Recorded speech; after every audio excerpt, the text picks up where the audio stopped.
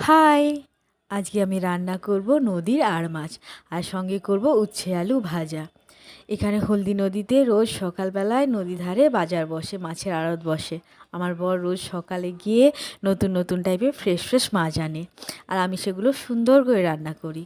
আমি মাছের আজকে ঝোল রান্না করব। মাছগুলোকে কিন্তু ভালো করে ভেজে একেবারে মাংসের মতো রান্না করব। আদা রসুন বাটা, পেঁয়াজ কুচি, কাঁচা লঙ্কা কুচি, টমেটো কুচি, গরম মশলা দিয়ে একেবারে ঠিক মাংস যেরকম হয় না, সেইভাবেই রান্নাটা করব। এই মাছগুলো কিন্তু এইভাবে রান্না করলে খুব ভালো লাগে, তোমরাও খেও। দেখো মাছ টাছ ভেজে তারপর মশলা টশলা কষে মাছটা দিয়ে দিয়েছি, তারপর ভালো করে ফুটিয়ে নামিয়ে নিয়েছি। আর সঙ্গে নিয়েছি একটু গন্ধরাজ লেবু। গন্ধরাজ লেবু ছাড়া খাওয়া চলে নাকি এই গরমে?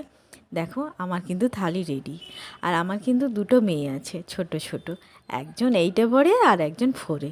তো ওদের জন্য খাবারটা বেড়ে নিয়েছি। ভিডিওটা কেমন লাগলো জানিও, আর তোমরা প্লিজ লাইক করো আর সাবস্ক্রাইব করো। Bye bye.